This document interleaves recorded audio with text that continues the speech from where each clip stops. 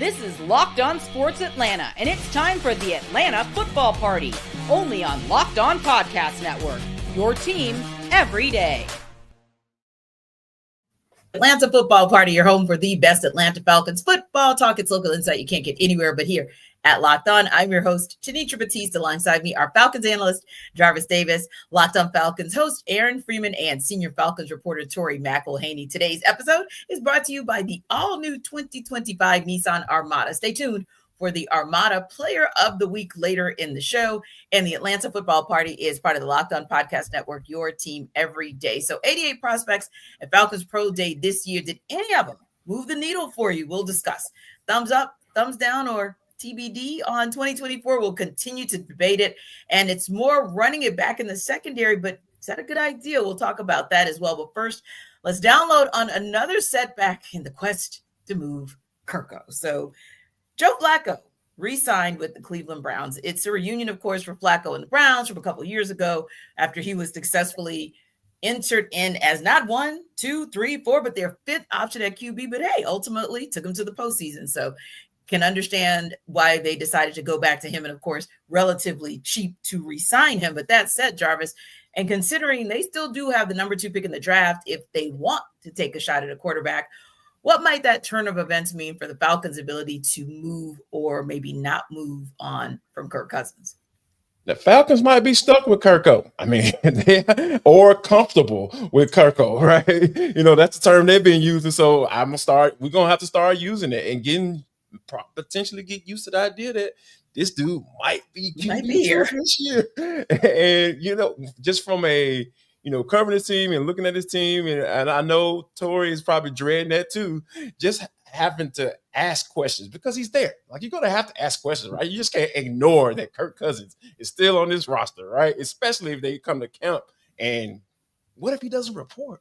Like, like anything mandatory, like we're going to find out like really how he feels and how much he wants to be a starter. So I think that, the fact that Cleveland, because we've already talked about how much that will be a good fit for him, just from the scheme standpoint and what Kevin Stefanski and the mode that he's in win now mode. I can't develop a quarterback, especially if I'm not too hot on those Shador or Cam Ward. We know Cam Ward probably go 1, but if I'm not hot and heavy on Shador Sanders, I'm not taking him. So I need to bring a guy in that knows my system and understands that. So with Joe signing there, it just makes me feel like the Falcons going to have to really get comfortable with Kirko and be comfortable with answering all those questions that are going to come. If he still, by the time things get mandatory after the draft, we're going to really understand where this team is with him and where Kirko is with this whole situation. Yeah, it's a very, very unique situation, but it's complicated by Tory, and forgive me for not having the proper aplomb when Kenny Pickett says, I'm not just here to kind of relax and hang out in Cleveland. But apparently Kenny Pickett has thrown himself into the mix of competition for QB1 for Cleveland. So it looks like, as far as we can tell, between Joe Flacco, Deshaun Watson still exists. Kenny Pickett thinks he's going to compete for the job, and there's a number 2 pick. It does seem like that will put Kirk out of consideration or contention for the Cleveland Browns at this point. But at the end of the day, T, what does that mean for the Falcons? I think it's kind of the worst perfect storm for Kirk Cousins and the Falcons. It's the worst, right? Yeah. And we know what you mean. Yes. Yeah, No, it's exactly. the worst because it's like the Falcons it's getting significantly more difficult for the Falcons and or Kirk to find a landing space for Kirk. But it's also the perfect storm in that, like, this is what had to happen to the quarterback market to make someone like Kirk Cousins a veteran quarterback with a lot of playtime experience and who has been relatively successful in his career, made a lot of money. No one out there is kind of biting at that right now because of all of the moves that have happened in free agency. Yeah. Because of the, I think, lack of depth at the quarterback position within this draft specifically, and also what I think the quarterback class in 2026 is going to look like. I think you have a lot of teams that are essentially holding out this year. And when they're holding out this year, it means they're not going to go and they're not going to trade for Kirk Cousins. They're not going to pay his 2025 salary. Like that's not what's going to happen. So it's kind of become this awful perfect storm for the Falcons in that there's no trade partner, because that's the only way that it makes sense. I've said it over and over again. That is the only way that makes sense for him not to be on this roster, is to trade him after June 1. However, like, another wrinkle in this is what the heck is going on in New Orleans with Derek Carr. So, like, yeah, that's true. Right? Like, that's also another layer. The Saints have the number 9 overall pick in the draft. Would they want to go with Shedeur Sanders? And if they do want to go with Shedeur Sanders and Derek Carr is not cleared to play in 2025, okay, there's that wrinkle in it. But then if they don't like Shedeur Sanders, then they got to go get a veteran quarterback off of the market. Who is that veteran quarterback? I mean, there are so many layers to this where it's like the quarterback market right now is the weirdest that it's been, I think, in years. And it's been weird. Like, it's been weird. And also, Aaron Rodgers, who the heck knows what he's going to do or where he's going to go? So, like, you're reading my mind. Right? Like, there are too many balls in the air right now for I keep saying, like, it's like dominoes falling. Like, you needed the domino in Cleveland to fall. You need a domino, with the Giants to fall. You needed a domino here, a domino there, before you ever even get to the Kirk Cousins domino. And now you've added another one with the Saints. And so it's a big old storm. Perfect, imperfect, messy, not messy, however you want to describe it. But there's a lot happening. And I don't think it bodes well for the Falcons' ability to move on for Kirk Cousins.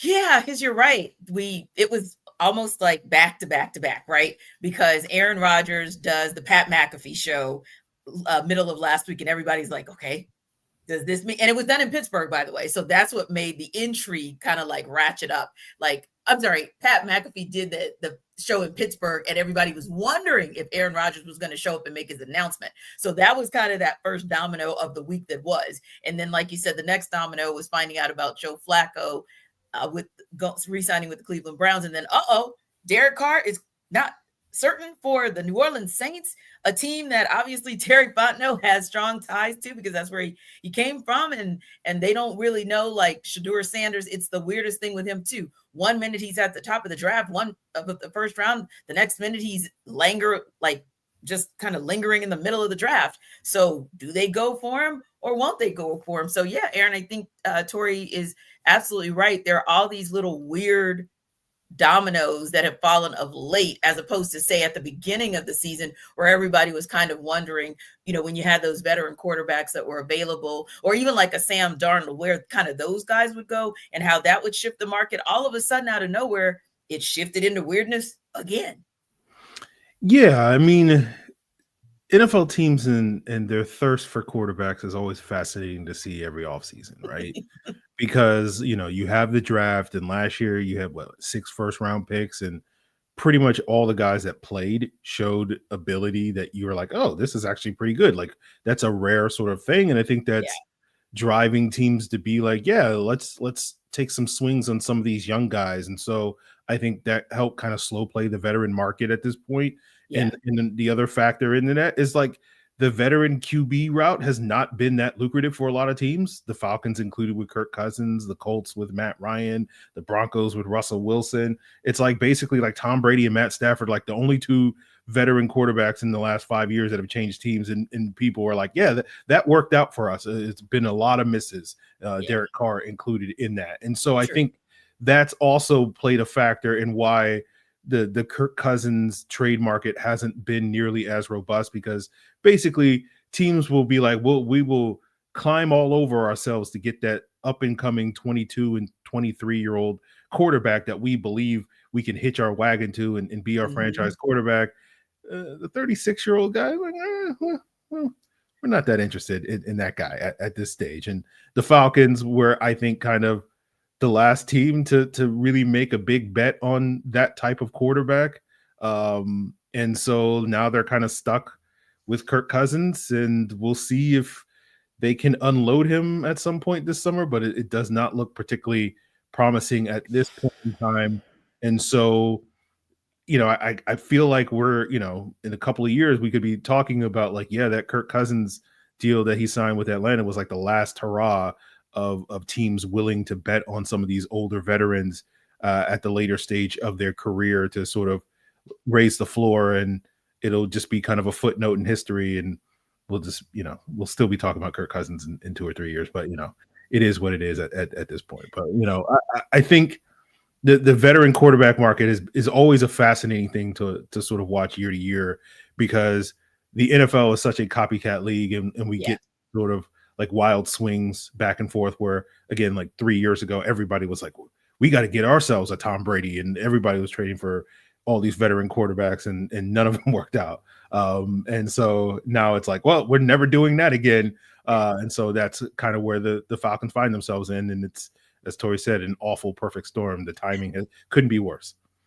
Yeah, Jarvis, I think you guys are all onto something, because when I look at, and it's sort of like a 2-tiered and then a multi-layered approach, because 2 tiers meaning that, your Kirk Cousins, Aaron Rodgers type of veteran who has had a significant injury later in his career. Yeah, I think you are this year showed you that, other than the Pittsburgh Steelers.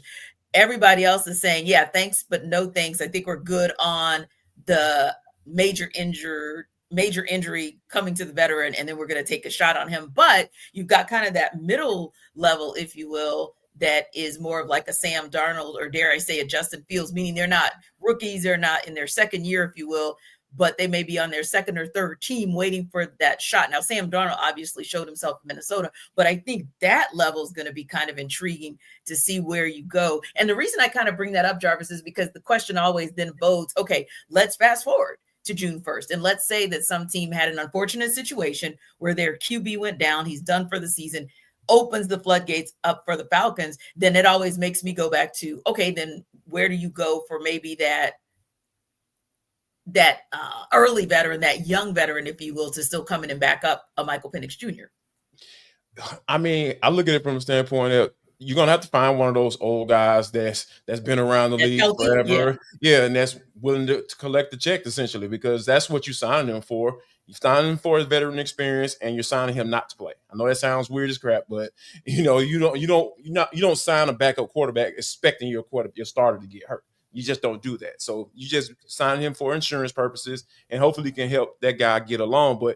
And I think just going back to the whole veteran quarterback piece, I feel like Tom Brady skewed a lot of people's views on the not for long, like, because that's been the standard, not for long. You're not going to be in this league for long, and then people got in their minds that, oh yeah, Tom Brady ended up playing till he was 40 or whatever, so that means Kirk Cousins is going to be able to do it. That means Matthew Stafford and Rodgers are going to be able to do it and have success and win a Super Bowl, win another Super Bowl and all that stuff, and be better than Brett Favre and all this type of stuff.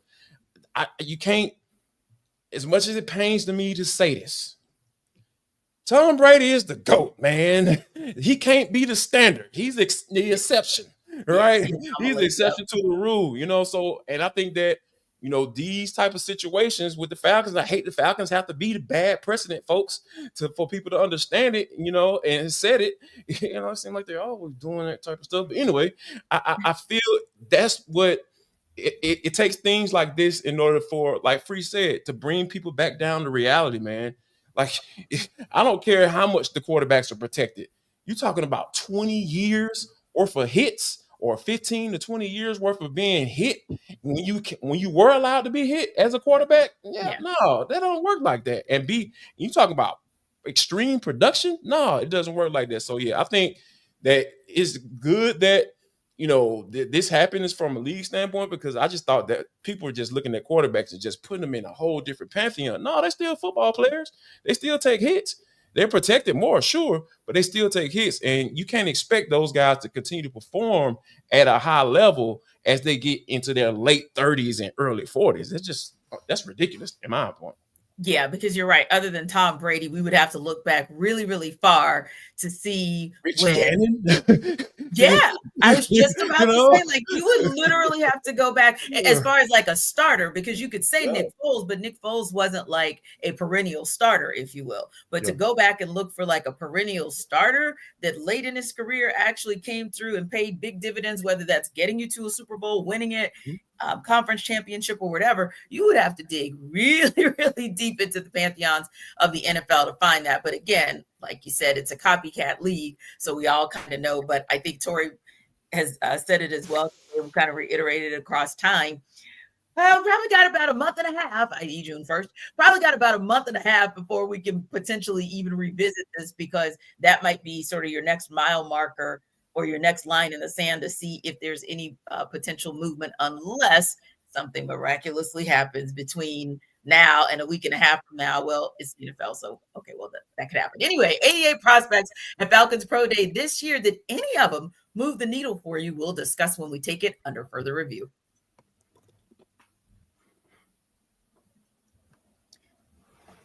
This episode of our Atlanta Football Party is brought to you by Amazon Fire TV Stick 4K. Did you know? Your Fire TV is also an Xbox. Turn any TV into your gaming and entertainment hub with Fire TV Stick 4K devices. No console required. Just grab your paired controller, subscribe, or sign into Xbox Game Pass Ultimate with EA Play included, and you're ready to play. Dive into hundreds of premium titles from EA Sports College Football 25 to Call of Duty Black Ops 6 and about as easily as you stream your favorite shows. It's gaming made simple, and it's all on your Fire TV.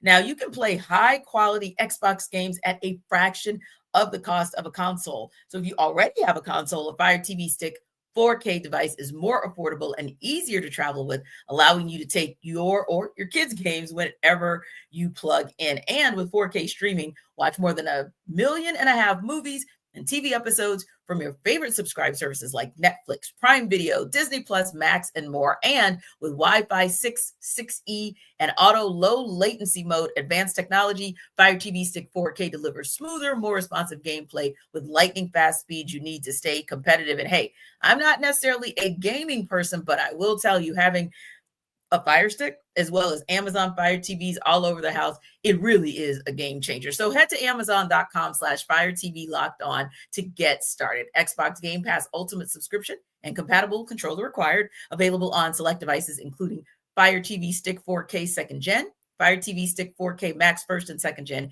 and Fire TV Cube 3rd Gen.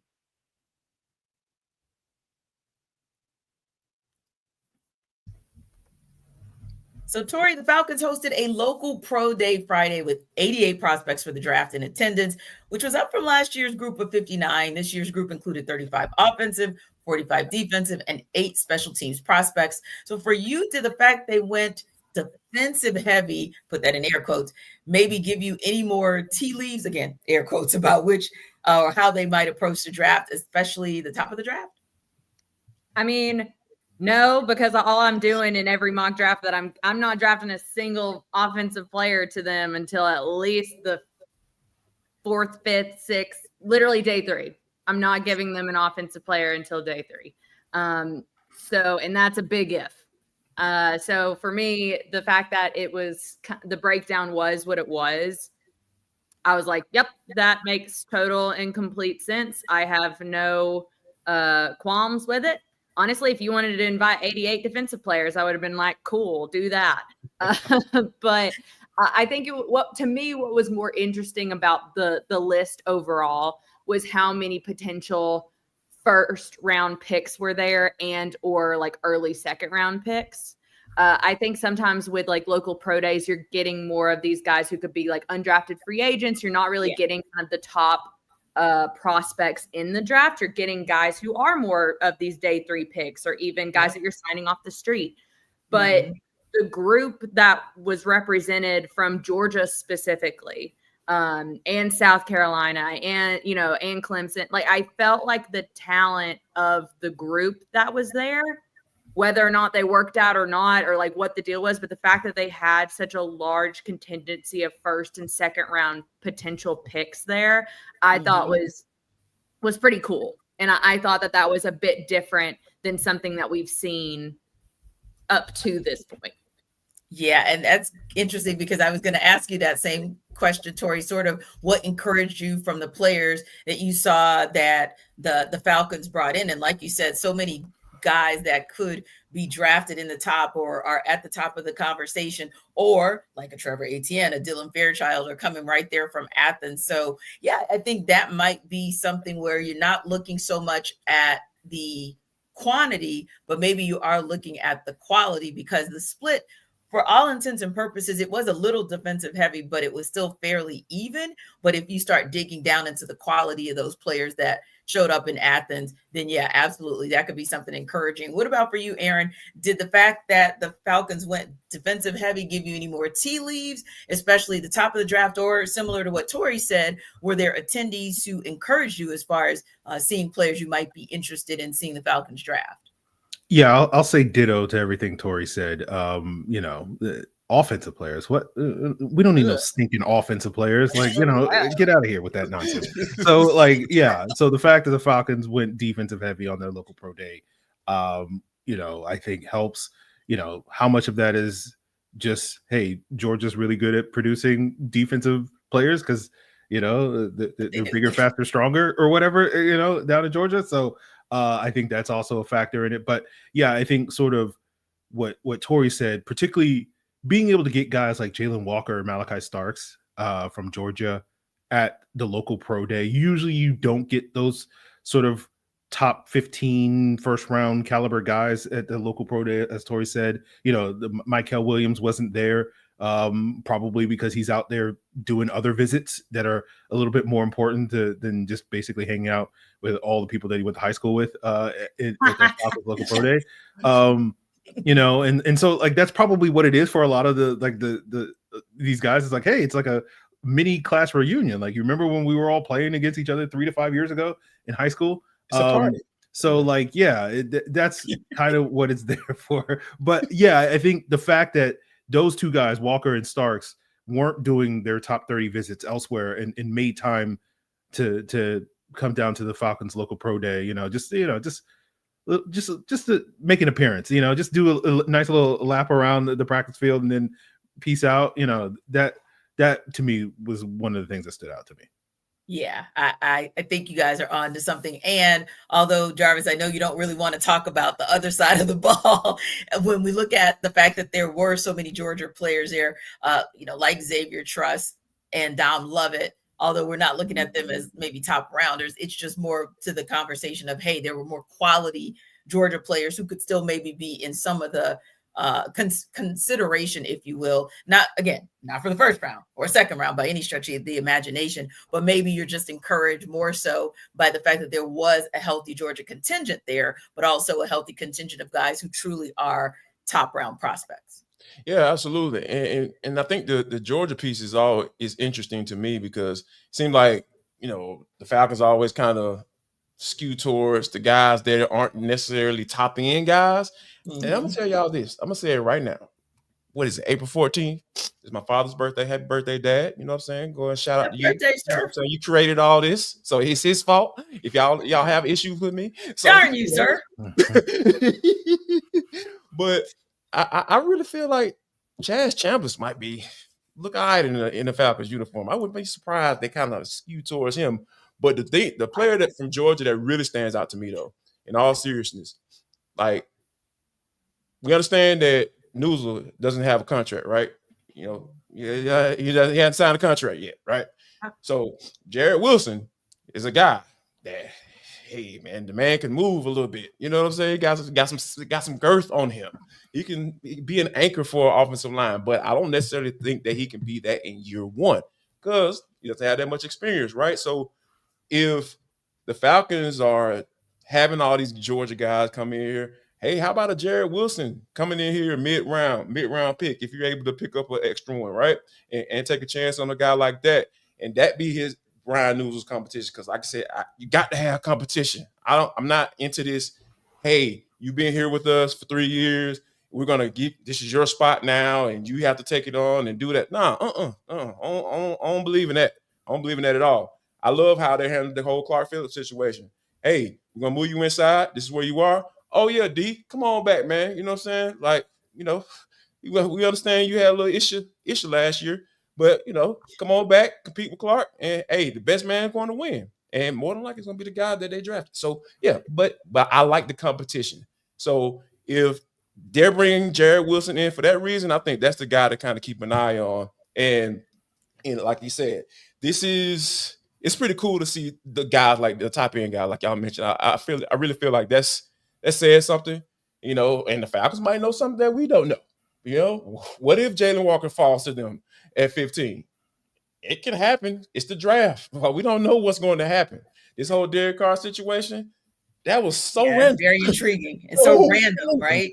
So random. And the timing of it is just so crazy. So there are going to be so many different moving parts in this draft, I feel, because it's just too much unanswered questions. When you think about the Steelers and with their quarterback situation, when you think about, the Saints and their quarterback situation, are they going to Spencer Rattler as a starter? No, I hope not.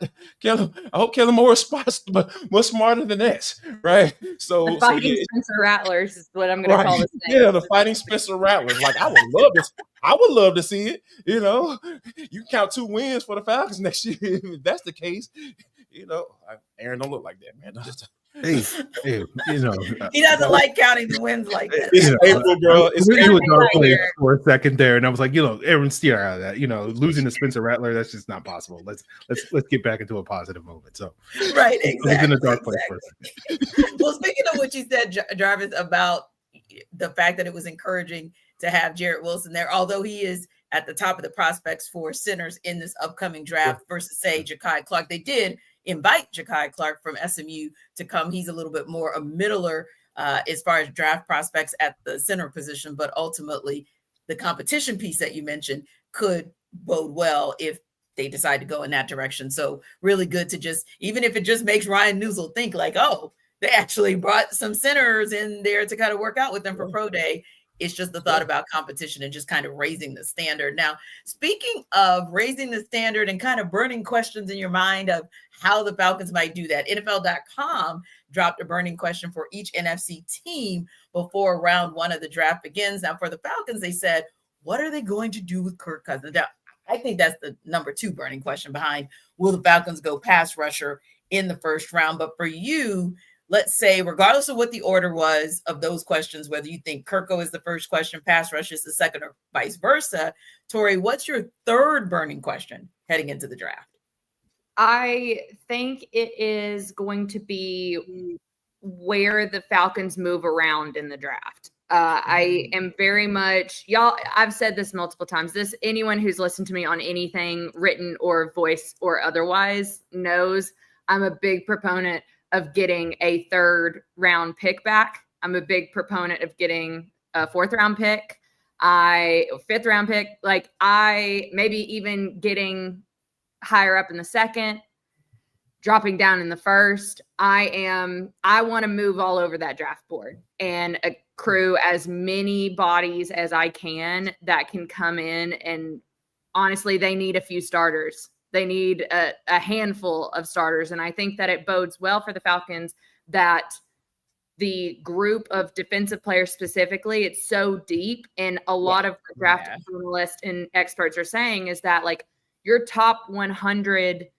defensive players, especially the top 50, are all relatively, in terms of talent, in terms of production, you're getting a lot of the same type of players. You're getting a lot of just starters. It's not a star heavy draft. It's a starter heavy draft. And I think that bodes well for the Falcons because they don't need stars. They have stars. They have Jesse. They have AJ. They have Bajan, Michael Penix, Drake London. They have those guys. You need starters who can go and produce for you and be a part of this roster.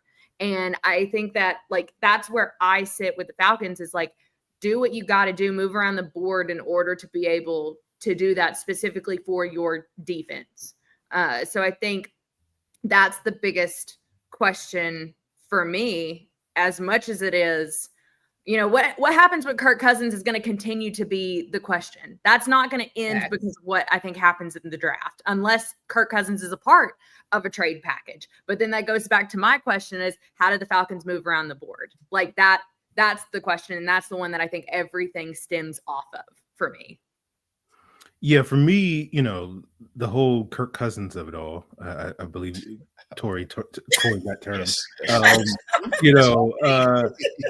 The fact that has been sort of the big topic of discussion when people talk about the Atlanta Falcons pre-draft is much to my chagrin. Like, well, can we get something else in here? And so my burning question, I guess, is like, are we going to be talking about the, to coin the term that Jarvis has coined, that immediate impact defender, right? Like, because we know, the edge rusher is coming in round one, because we know the Falcons are taking an edge rusher in round one. Yes. And so the question is, after round one, where are the Falcons going to get that immediate impact defense? And so that, to me, is kind of my burning question. Are we going to be sitting here in May and June instead of talking about Kirk Cousins not showing up to voluntary workouts and showing up for mandate, all that nonsense? Are we going to be talking about the potentially 3 or more impact defenders that the Falcons were able to add in this draft, and sort of how that reshapes and changes how they're going to play defensively? I hope those are the conversations that we're having in 2 or 3 weeks, as opposed to continue to talk about Kirk Cousins. The burning question in my mind is, how soon is Terry going to draft a player on offense? I know he can't resist. I know it's going to hurt him if he drafts all defensive draft with numbered but defensive players. There's no way that's going to happen. So yeah, that's I wish it would. I wish. I'm putting it out into the universe. I'm manifesting that. Like, I want it to be true. I don't know if I believe in that woo-woo type of stuff, but like, I'm gonna do it for this draft. I am. I want to believe in woo-woo the way you said it. I love that. Me too. The way you said it, I want to believe it. It sounds like it should come to fruition. Yeah. I mean, if the Falcons want to draft an offensive lineman, sure. Draft a tackle, draft a center in the 4th round. But not before then. Don't you dare. 4th round and draft an offensive lineman, and I'm fine with that. I may do that in my own 7-round mock draft. I'm sorry, Jarvis. I'm taking your soapbox. Look, you're speaking for me. You're speaking to the ancestors right now. Like, hey, man, look, I need you to understand that, bruh, don't mess this up, dog. Like, there's so many defensive players in this draft, and I hate that we're here, but hey, this is what it is. Tori, it's your fault. I'm blaming you today. So yeah, hey, everybody does already. Everybody already does. I'm gonna do it in love, though. I ain't gonna down talk you. Well, since Jarvis mentioned the ancestors, I guess I'll go ahead in my prayer closet on my prayer board. I'll just go ahead and put Claude Humphrey, because I mean, Mr. Claude and I, we spoke before he went to the upper room. And we talked about this whole need for the Falcons to improve things. So I'll go ahead and I'll just channel Mr. Claude, put him on my prayer list, on my prayer board, and we'll get him back in. But I agree with Tori, by the way. I've been saying this a lot too. My definition of bold and aggressive is get you some picks. Like, if you want me to be impressed with your draft, then I want to see some movement, and I want to see some movement in a major way that makes it feel like, okay, you may not have seen it in free agency the way you wanted to, but for sure you saw it April 24th, 25th, and 26th, which of course would be the draft class, the upcoming 2025 class. But before we go there, we'll continue to look back at how it started last April 25th, and we'll talk about that when we run it back.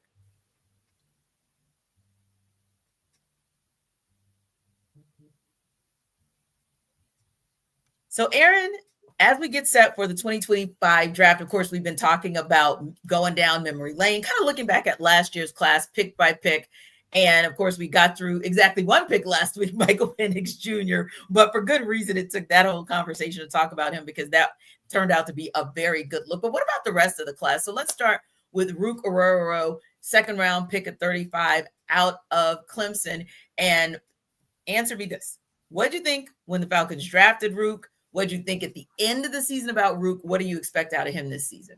Well, it was funny when the Falcons drafted Ruke, because they traded up for him. And I remember being on Twitter, and everybody was like sitting there speculating, like, oh, they traded up for Johnny Newton, or they traded up for Cooper DeJean. And I was like, you guys haven't been Falcon fans long enough. Like, they're going to trade up for a guy that you do not expect them to draft. And they took Ruke Orhorhoro, and everybody was like, who? Ruke? Like, so that was kind of the funny thing. That's my thoughts when they drafted him. And basically, I watched a little bit of Ruke the previous year when Clemson had all those, guys in the first 2 rounds in the draft, and sort of he was part of that rotation. So he first got on my radar back then. And, going after the draft and watching more of his film, it's like, I get why the Falcons liked Ruke and his potential, but the concerns with Ruke were, how high was the floor coming into the NFL, particularly as a pass rusher, where, the Falcons continue to always have needs in that regard. But, I think when it came to his season, it kind of manifested that way, where he was kind of stuck behind some veteran players because of concerns with that floor. Now, when Ruke did finally get on the field about halfway through the season, you saw him play in a positive way. When he got those opportunities, particularly as a run defender, I thought he did a really good job and was one of the team's better interior run defenders, along guys like Zach Harrison and Grady Jarrett last year. You didn't really see much as far as the pass rush, so he kind of lived up to expectations in that regard. So, I think Ruke is going to be a player that's going to have a spotlight on him going into year 2 because of the departure of Grady Jarrett, because, the Falcons don't really have that guy anymore in the middle of their defense that you can point to, as we have for the last decade with Grady Jarrett as being the guy. And so because of the expectations on Ruke, where he was drafted last year, I think a lot of people are expecting him to be that guy. I know Jarvis is one of those people expecting a lot from Ruke Orhorhoro this upcoming season. So I think it'll be interesting to sort of see how much year 2 growth he shows. We know he can be a good run defender. Will we see a big jump for him as a pass rusher? Those are sort of the questions I have going into the summer. But, I think this year will be a good opportunity to really see just how good Ruke Orhorhoro is when he gets extended opportunities that he did not get as a rookie. So, Jarvis, for you, did you have a similar reaction to Free when the Falcons drafted Ruke, when they moved up to draft Ruke? I mean, what did you think about him at the end of last season? What do you expect out of him this season? When they first drafted him, I wasn't thinking that, the Falcons were going to trade. They were trading up to draft a guy I wanted Braden Fisk, he ended up going to the Rams and, having a really good season. And, Jared Verse and all those guys. It's the Rams was like, yeah, we're going to listen to this guy. Yeah, we're going to listen to this guy in Atlanta. Yeah, y'all don't want to take him? We'll take him. But yeah, and then when they traded up for him, and for me, I just didn't really understand it, right? Because looking at Ruke and looking at his tape, from Clemson, yeah, he can be a little disruptive, right? But when he leaves a lot to be desired when it comes to pass rush, like Aaron mentions. I just don't understand what was the line of thinking behind trading up for a guy like that, right? If they would have traded up and got Fisk, yeah, that probably still would have been a little bit too rich, but I would have understood because the guy, he has those pass rush traits that you need in order to be able to get to the quarterback on the next level. And he can be disruptive and get some TFLs for you.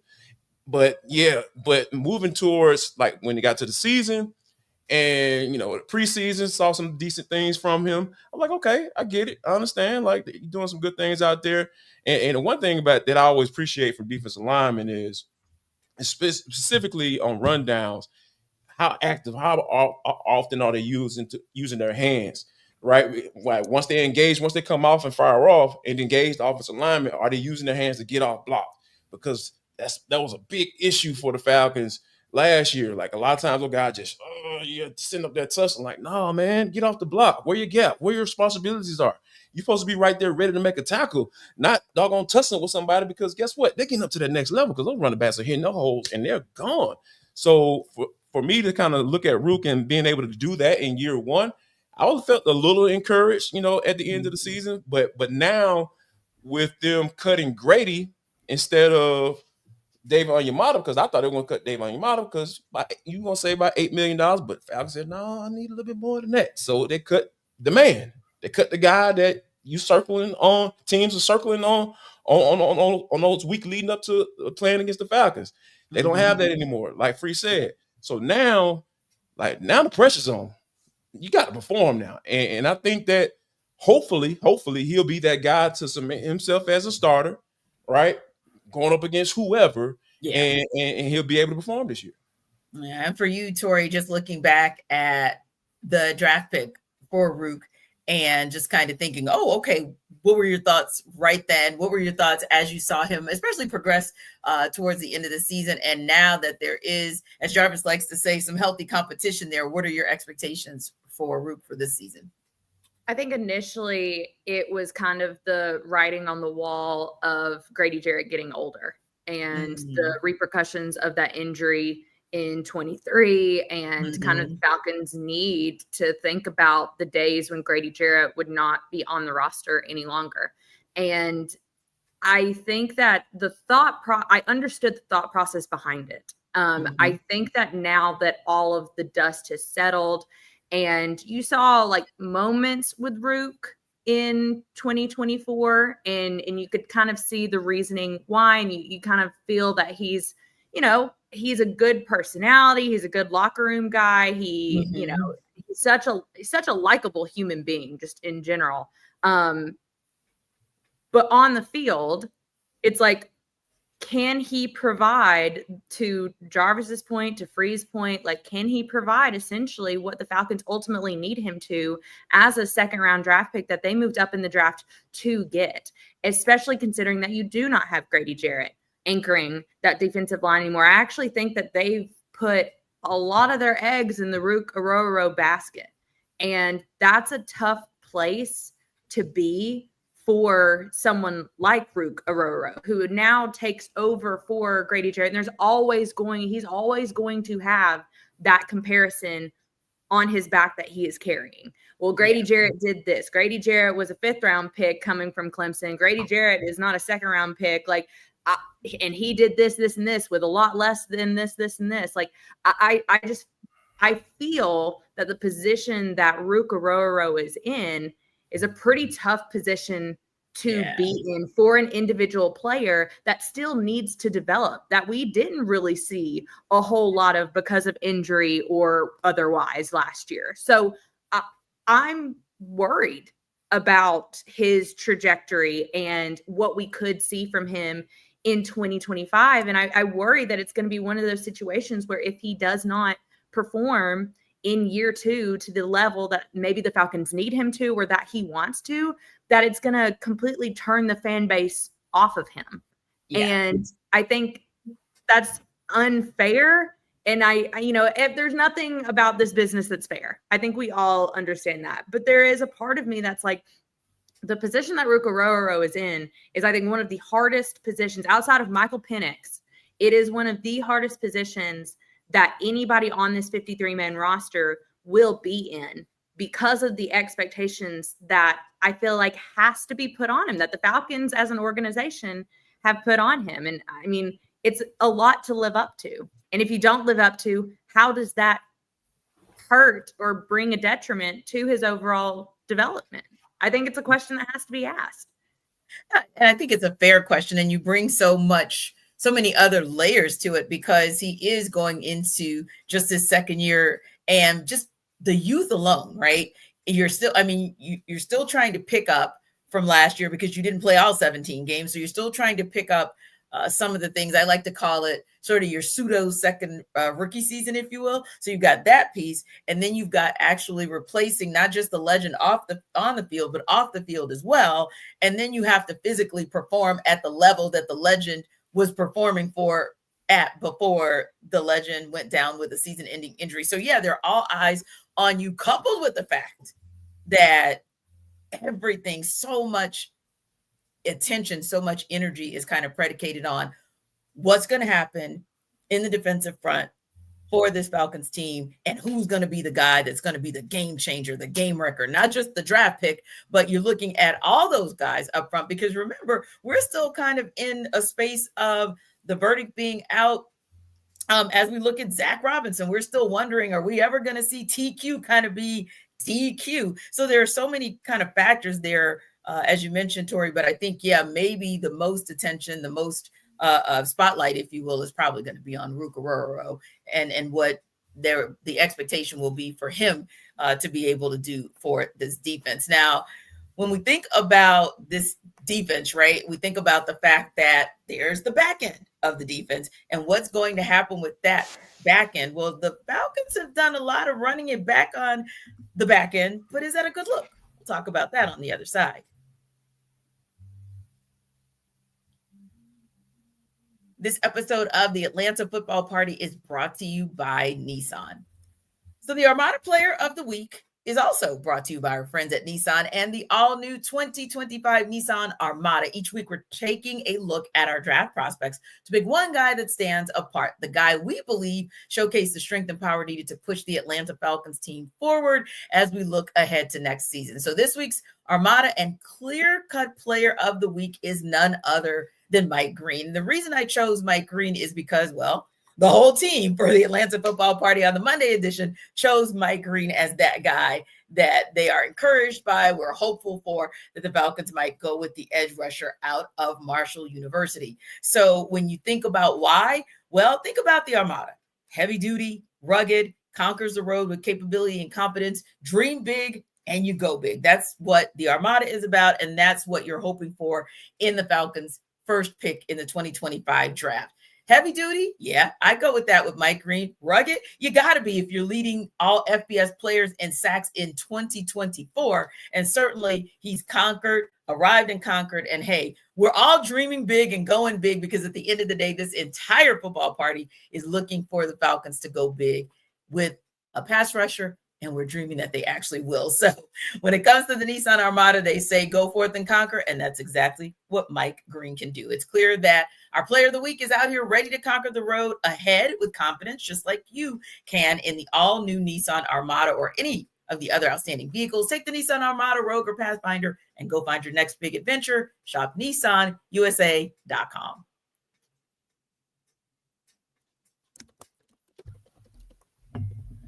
All right, guys. So we had another one of those kind of run it back situations in the secondary, Jarvis. We saw this before, of course, with D. Alford, whom the Falcons decided to bring back. They also announced that they re-signed Kevin King to a one-year deal. But for you, are you concerned that the Falcons are just going to run it back in the secondary and what that's going to look like? Or are you still confident they'll go for a corner in the draft, especially in the first, but maybe definitely the second round? I don't know.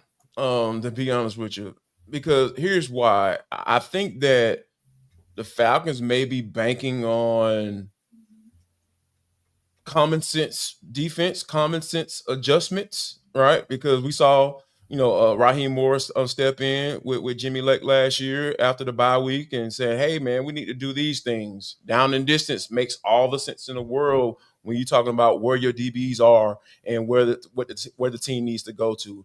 And I think we saw an uptick, right? To the tune of being able to get to the quarterback more frequently, and then until the Minnesota game, got a little ugly then. But when you think about it from the adjustments and what Jeff Ulbrich wants to bring to the table, being multiple, being aggressive, right? I think that the Falcons are banking a little bit more on that, seemingly. But the one thing about all these running it back and with all these guys that were here last year, I really feel like they are hedging their bets, right? When you think about, okay, if there's a scenario that plays out where we aren't able to get that corner that we were lusting for in the second round, because we know in the first round they're going with edge rusher. There's no way possible they are not going to draft an edge rusher in the first round. So we're talking about the second round here. That corner might not be there. Maxwell Harrison might not slip into the second round. So, okay, all right, let's go ahead and bring Mike Hughes back. So we make sure we got a starter there. And then, hey, let's bring D. Alford back because, hey, he played a lot of games for us. And we're banking on our guy, Clark Phillips, to beat him out for that particular spot. And you got a little bit of depth, which probably where D. Alford lands in the grand scheme of things in the NFL anyway, a depth guy. So I feel like they're not necessarily either or. I feel like they're putting themselves in a situation where they won't be left out in the cold like, oh, man, let's see if we can call Stephon Gilmore and see if he can still play. They don't want to be in that particular situation because you just like this offseason is very crucial to this defense getting better and Raheem Morris and Terry Fontenot saying, hey, we can do this together. Yeah. And, Tori, while not at the same position, Jarvis makes a great point about having depth and also not wanting to have to pick up somebody off the street and say, hey, interested? Think you can still play? Because they kind of got burned with a Justin Simmons. So yeah, at least if you're going with and Matthew Judon, T. Don't forget about. I was trying to just talk secondary here, but since you insist on traumatizing us with that guy, yeah, we'll talk about it. Yeah. Okay. So I was trying to keep it to secondary, but since Jarvis wants to make sure we're doubly traumatized, Justin Simmons and Matthew Judon are guys that the Falcons picked up that they're saying, hey, maybe that was a stretch or it turned out to be a reach and didn't work. So you do go back and you re-sign a Kevin King, you re-sign a D. Alford. But for you, are you okay with that, Tory, as far as maybe it being about a depth piece and still feeling encouraged that, hey, that doesn't mean that the Falcons won't still be aggressive outside of the first round, be aggressive to go get another corner? Yeah, I think I even tweeted this when the D. Alford signing was announced, how I don't think this changes anything for the Falcons in terms of who they could go after in round 2 if they get back into round 3. I really do think that it was more of a depth play than it was a true, like, they're going to be starters. I also think that the idea of bringing back Mike Hughes was really important because of the position flexibility that he allows you. If you do find that a corner does slip into that second round, I feel pretty confident having Mike Hughes be your nickel over D. Alford, over Clark Phillips. So I feel like you're good there. You have Kevin King as a guy who could play a little bit of safety if he needs to. I know they were cross-training him last year to do that. So I think that it just allows you the ability to move where you need to according to who you can get in the draft. Sure. I think something that's going to be very interesting, though, is I feel more confident at corner in the plan there, especially if they draft somebody in the second round, than I do at safety. I think safety is one of those things where I don't know if I feel more confident in the corners that could potentially be there in the second round than I do about the safeties that could be there in the second round. Not to say that you don't find someone and you don't like someone and someone doesn't fall. But I just looking at how it's kind of looking right now, that's where I tend to lean. And that's what causes me a little bit of pause, because then at that point you are either looking at a later round guy at safety that could provide a little bit more depth, or you're kind of banking on DeMarco Hellams kind of returning to the trajectory that you saw him have last year before the injury. And that seems a bit more of a gamble than I think what I would be willing to make at this point in time. To kind of put all of my eggs in the DeMarco Hellams basket. So I think I like these moves for the simple fact that I feel like if the Falcons can make the right decisions in the draft, then these are key depth pieces that you feel confident about, that know the scheme, that have this history with Jerry Gray, with Raheem Morris, despite the fact that Jeff Ulbricht's coming in and he's new. Like, I feel good about the way this group works together and off of each other. It's just a matter of where each person is going to be based on what decisions the Falcons ultimately make in the draft. Yeah.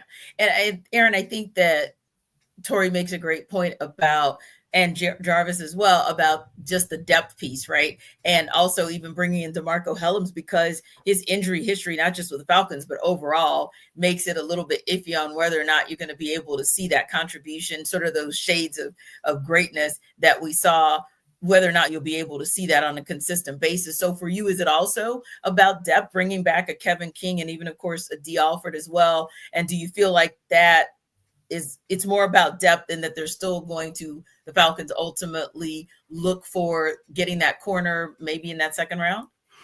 I hope so is my answer. Like everybody else, I feel like, the cornerback position next to edge rusher is the position that was so most ripe for upgrade after last season, where we saw, even when the pass rush was finally getting home after the bye week, the issue that the Falcons defense faced time and time again when they struggled was they weren't particularly good at covering it, guys on the back end, even when the front was doing its job.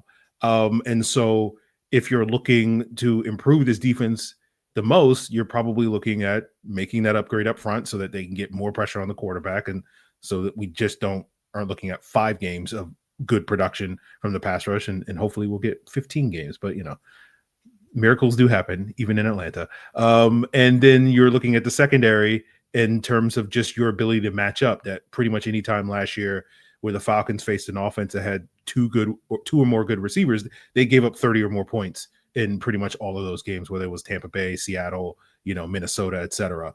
And so a lot of that is owed to the cornerback position. So I think when you look at these moves like Kevin King and D. Alford, I think it's just kind of raising the floor for the competition, that you have guys, you're returning pretty much all your guys minus Justin Simmons in the secondary, your top 6-7 guys in the secondary, and you're hoping that in the draft you can find some players that will be able to come in, contribute right away, and they're kind of setting the floor. Like all these guys returning are just like, okay, well, if you can beat out D. Alford, we know we've upgraded the nickel cornerback spot. If you can beat out Kevin King, we know we've upgraded the dime defensive back spot, which was primarily his role as that 6 DB when the Falcons did play dime last year. And so I think that's really the reasoning behind it. My initial concern was like, oh no, the Falcons are just going to run it back with the same secondary. But I talked about this on a recent episode of Locked On Falcons. You contrast this with, say, their investments in terms of their offensive line depth at the beginning of the offseason. And like, to me, the fact that the Falcons prioritized re-signing their offensive linemen in the first wave of free agency, basically on that Friday and Saturday or whatever, after free agency began, to me was much more a signal of like, oh, we don't necessarily see this as a position that we are definitely going to be able to draft. Maybe they draft a center, maybe they draft a tackle, but it's a position that I don't think the Falcons are going to prioritize in the draft. But the fact that they waited this long to bring back these corners, to me, is a little bit more significant, that it is something that the Falcons are, we do plan on drafting guys, but we just want to make sure that our competition during training camp is as good as it possibly can. And, we saw positive things from Kevin King last year. We saw positive things from D. Alford the previous year, not so much last year. But, if we can get those guys showing those positives again this summer and we have a better competition, now, it raises the floor for what our secondary can be in 2025. And that's a good call too on the lateness. I did think about that too. It was like, oh, wow, we're doing this like right now. Mostly with Kevin King, because that was the most recent one. But like you said, I think it shows, hey, we're just trying to make sure we add depth pieces who are very familiar with although like you said, you've got a Jeff Ulbrich that's new, but you've got them having worked with Jerry Gray before. So having those guys kind of know the organization, how things are run, that's one less step that you have to be concerned about as it relates to getting guys acclimated so that they can hit the ground running, because you'll already have to do that with your draft picks. So I thought this was a cool story that the Falcons released recently. Bradley Pinion recently led a group of Falcons players and associates to the DR, not for the other things that people go to the DR for, but actually for the good thing that Compassion International does, which is a child development organization that partners with local churches to release children from poverty. Don't know how many of you guys are familiar with Compassion or International, but I've actually worked with them before. Really cool organization in the way that they kind of set things up, letting you, like, they'll set up like tents, for lack of a better term, but it's set up like the house that you would see in this case, the Dominican Republic, and then you kind of walk through the day in the life of those kids. And I just thought that was kind of cool, guys, that Bradley Pinion and the Falcons decided to take on that particular organization, because they do some awesome work. Yeah, they do. They really do. My wife and I sponsored a child. We've been sponsoring a child for maybe like the past 5 years, I think. Yeah, they sent pictures of her and, see her growing up. So I got girls everywhere. You know what I'm saying? Like, you are truly a girl. I'm international, baby. You know what I'm saying? Like, so, but yeah.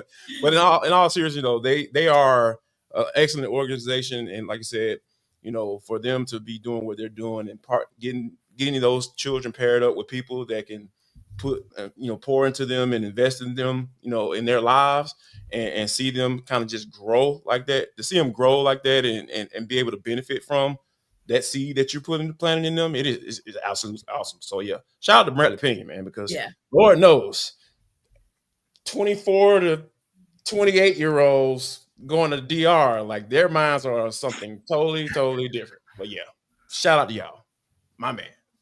Good job, Bradley. I think, Bradley Pinion, he's been one of these players with the Falcons. It's a big emphasis for Arthur Blank when it comes to the community work that they do. Sure. And Bradley Pinion has been front and center for that over these last couple of years since being in Atlanta. He was the Walter Payton nominee for the team 2 years ago or whatever. And he was a nominee, I think, when he was with the 49ers. He was a nominee when I think he was with the Bucs. So this is something that has been consistent throughout his NFL career, of being a very community forward person and whatnot. And so it's always good to recognize when, not only we talk about what these guys contribute on the field, but what they contribute off the field. Indeed. And I'll just wrap everything up by saying that I was a part of kind of the group of like how we were going to package all of these things, that the videos, the photos, all of the interviews and everything that was done. And so we worked directly with Compassion International and like their group. And I think a big part of all of this stuff for me is always like seeing the genuine responsibility that the people who work for Compassion feels towards their cause. Like, I think a lot of times, like I do a lot of research when it comes to like my charitable givings and kind Yes. of like where my money is going and everything like that. And I think there are some places that, it's a genuine place and your money's going to where it needs to. And I think like that was very evident to me in all the conversations that we had with Compassion International about Bradley's connection to them, but also this trip specifically. Yeah. Compassion is definitely a great one. Learned about them for the first time, maybe about 6 or 7 years ago. And there's a similar one that we actually partner with our church, Chosen. They operate just about the same way. And like you said, Tori, I'm pretty picky and pretty like particular about, okay, where's the money going? And is it going directly to the kids? And these two organizations they have a consistent history of, money goes right where we say it's going to go. And you get to see the results of the fruit of your labor, because they are always giving you updates on how children are able, because both of them mostly focus on the children as sort of the core piece of the family. So it kind of shows you how it's helping them, whether it's clothes on their back, food on their table, or even helping them to get a quality education. And to your point, Free, shout out to Bradley Pinion for being consistent in his ability to give back, and for Mr. Arthur Blank and really the Falcons organization leading the way, always doing some good stuff in the community. Thanks to our everydayers for making the Atlanta Football Party your first listen of the day. Be sure to stop by Locked On Falcons with Aaron and his frequent guest analyst Jarvis as your second listen, and check out some of Tori's work at atlantafalcons.com. We will see you next time.